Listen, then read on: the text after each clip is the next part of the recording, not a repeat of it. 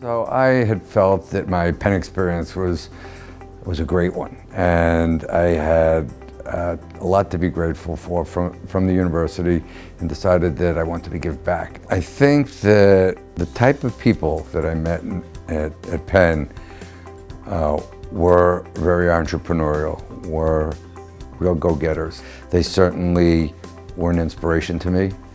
And after working at a few different firms, found like I ran into blockades certain places and had certain ideas about how to do things.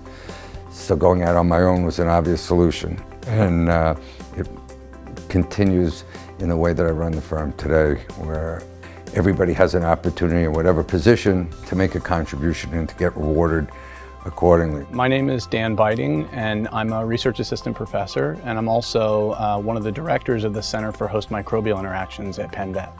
Right now, the work that I do is 100% covered by private philanthropy. Not only is my research heavily, if not wholly, supported by private funds, that's been disseminated through the vet school because a lot of the private funding we receive is 100% dedicated to pilot grants, seed grants. There's a return on every investment, or at least that's the goal, right? That's the goal in business, that's the goal in research as well. And so we track these funds, we track where they go, and we track what that enables that laboratory to do. We have, through about $300,000 in pilot grants, we've been able to turn that into $2.9 million in NIH, National Institutes of Health funding. Social policy was just the first step.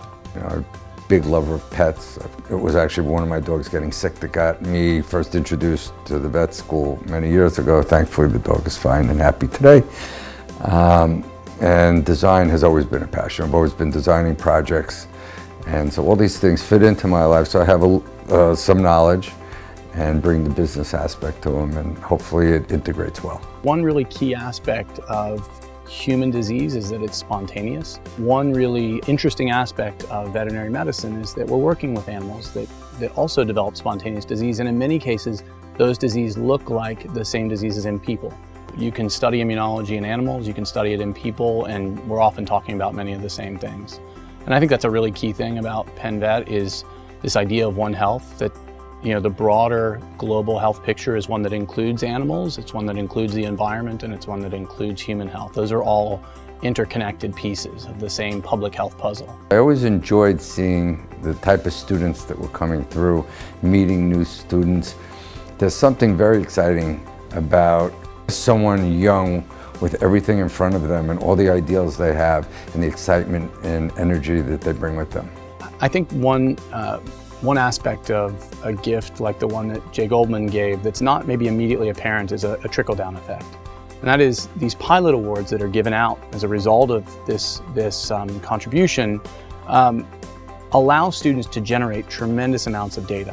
So increasingly we're trying to equip students with the skills to deal with large data sets, and as a side effect of the donations that people like Jay Goldman have given, these students now will be able to start looking at acquiring those skills. Penn is at the forefront of education and research, doing things that are changing the world in many different ways. If you want to make a difference in the world, Penn is a great place to invest.